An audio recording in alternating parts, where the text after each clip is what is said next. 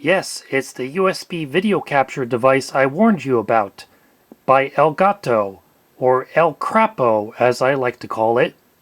But despite my scathing review of it, I know that many people are still using this device, largely because of the very easy to use software it comes with, which makes the video capture process nearly foolproof, but unfortunately delivers very poor quality results.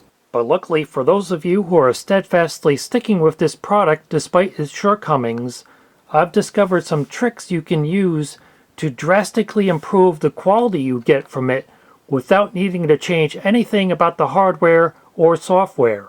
Again, I do not recommend buying this device, but in case you're still not deterred, maybe this will help.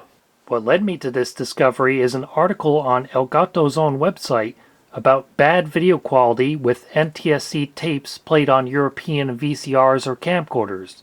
The article mentions editing a file called settings.xml to change one of the options that is not normally available from within the video capture software. So that got me thinking about what other settings might be in that file that we can tweak to improve its performance. The article gives you a path you can copy and paste into the Windows Run command. And here it is, the file you're looking for, settings.xml. And you just right click on it and choose Edit. Obviously this is only relevant to the Windows version of the software. The article doesn't mention anything about the Mac version, so I'll need to investigate that for myself later. Now let me print it out for easier reading.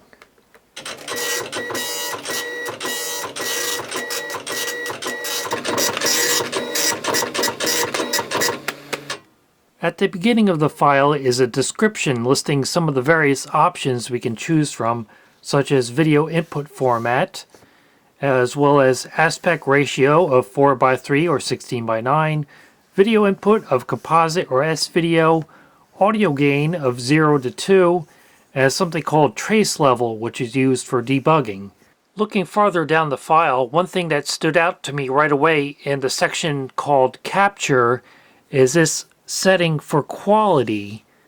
By default, it's set to 9, and you may think that's 9 out of 10, which is not bad, but it actually works the opposite. In this case, a lower number is better. So the best possible quality we can choose is 0. So one thing you can do right away to improve the quality of your video captures using this Elgato software is to go into this file and change the quality from 9 to 0. Here's a sample video file I captured at the default quality setting of 9. And if we open that in Media Info, you can see its video bitrate is around 1800 kilobits per second. And that was one of my biggest complaints about this device and its software. The video bitrate it uses is far too low for any kind of good quality. Now if we look at this other file here I captured with the quality setting changed to 0 and look it up in Media Info, we can see its video bitrate has improved to around 2300 kilobits per second. Not a massive difference, but every little bit counts. So that made a little bit of an improvement, but not much, but thankfully there's still a lot more we can do. In this section here called Device, there's an option called Video Bitrate Scale, and by default it's set to 0.75. And after some experimentation I discovered that 3.75 is the highest value you can set the video bitrate scale to. To figure out what would be the best setting for that video bitrate scale option, I did a series of tests with 3 different clips, one being a static shot of color bars with no motion at all, the next being a clip of my DVD camcorder's playback menu with just a little bit of motion from its animated thumbnails, and the third being what I would consider to be normal full motion video. And here's a chart I made up of the results. You can see at the default video bitrate scale setting of 0.75, there was no difference between the clip that contained only a little bit of motion and the clip that contained full motion video. They were both around 2.3 megabits per second. Okay, this is day 2 of our trip. We are in the Grand Canyon. Yesterday we arrived and it was 70 degrees in Phoenix And by the time we got through Flagstaff, there was a torrential snowstorm. And we arrived here in a little later than we intended to. And that's where we are. So this is Friday afternoon. In this test clip I made at that setting, the image looks okay as long as the camera is perfectly still, but as soon as it starts to move, the video compression artifacts get so bad that it starts to look more like an oil painting than a video. But on this chart you can see that as you increase the video bitrate scale option, there is a massive increase in the video bitrate as a result. And we arrived here in a little later than we intended to. And that's where we are. So this is Friday afternoon.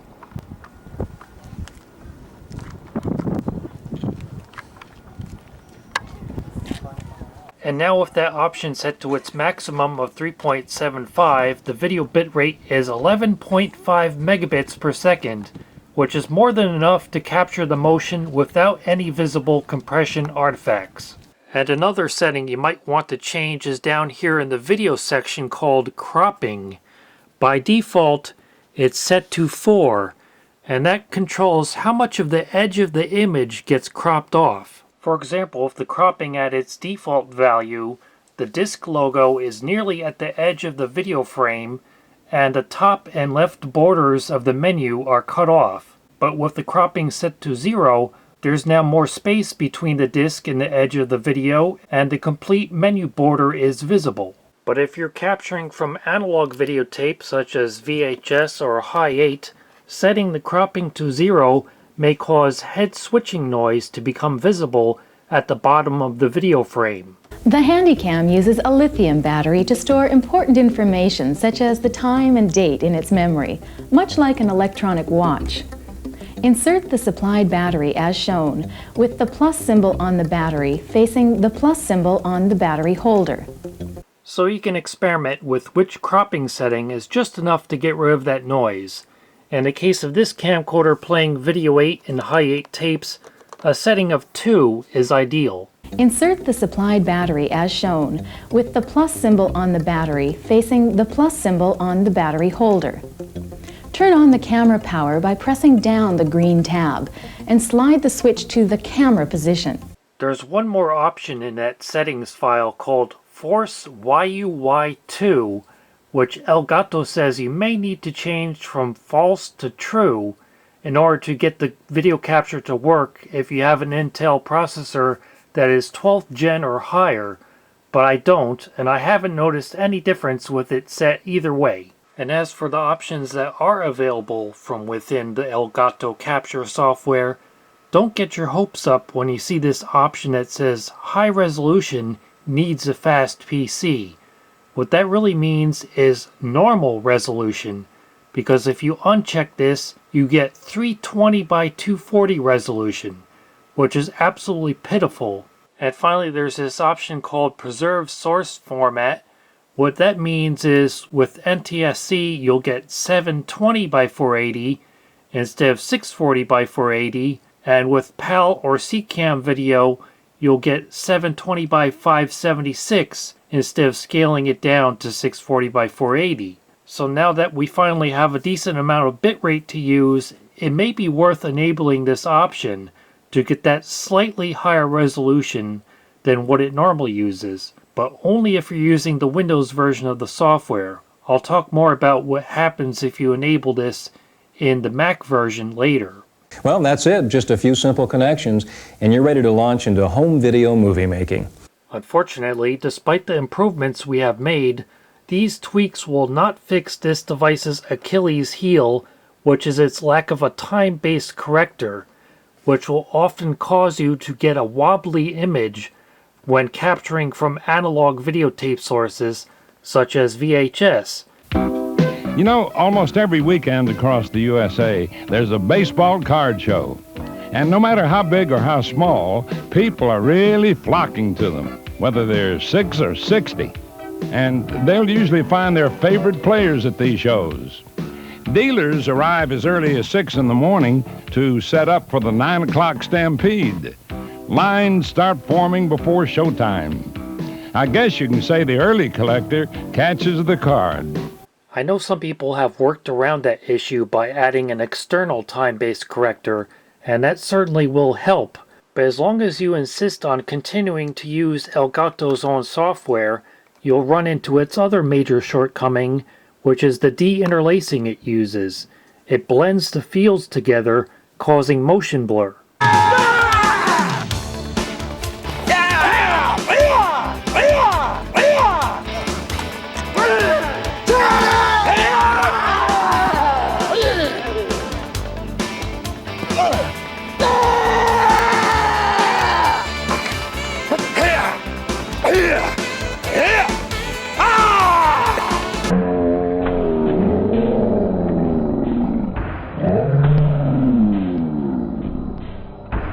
Unfortunately, tweaking the Mac version of the Elgato software isn't as easy as finding the settings file and changing it in a text editor. The easiest way I found to do it is to download this free program called Prefs Editor, and then just type in Elgato into the search, and there it is, com.elgato.videocapture, and you click on open, and these are all the settings for it. These settings are not a direct one-to-one match to what was in the Windows version, but if you click on the arrow next to DVB-TC hybrid settings, there you can find the quality setting, which is set to 3, which is better than the 9 it was in the Windows version. Unfortunately, there's no setting to adjust the cropping, but here under Picture Controls, I noticed in addition to the brightness, contrast, hue, and saturation, which you can find within the Elgato software, there's also a setting for sharpness, which is not available from within the software. And I also noticed it has a game mode, which if it's similar to the game mode of modern flat panel TVs, what that does is reduce the input lag at a slight expense of quality. But despite tweaking those settings I showed, the video bitrate of the files it produces remains fixed at 1500 kilobits per second, and that's a constant bitrate regardless if the scene contains only a little bit of motion or a lot of motion.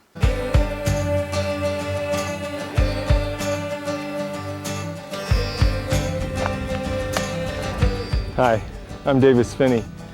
I've been a cyclist almost my whole life, with a near 20-year career as a racer. When you enable the preserve source format option, you do get those slightly higher resolutions like I showed in the Windows version. But unlike in the Windows version, in the Mac version, enabling this also disables the deinterlacing. And here's what that looks like.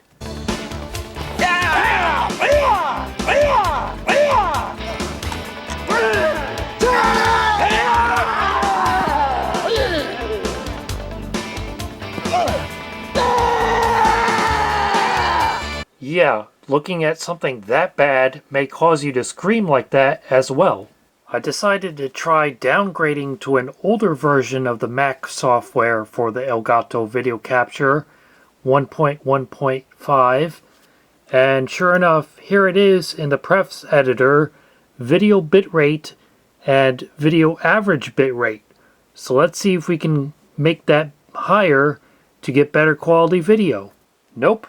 I tried changing it to 5 megabits, but as soon as I started the software, it changed itself back down to 1.5.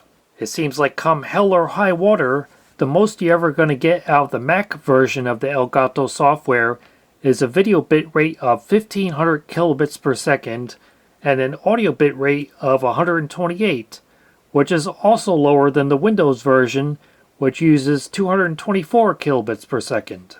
And that's a shame because most of the people I've seen using the Elgato video capture device are using it on a Mac. That's why the next time I revisit the topic of digitizing video, I'm going to take a look at this thrift store find, Honest Tech VidBox for Mac. Now this is not a new product, it's from 2013, but this Elgato device has been on the market since 2009. So obviously this is not an area of rapid technological development, and also the Honest Tech name also has a reputation for not delivering very good quality, just like this thing. So this will be a pretty fair comparison between the two of them. And she snuck down with the camera and caught me in a very pensive mood, just kind of with my hand against my cheek looking out going, what have I done?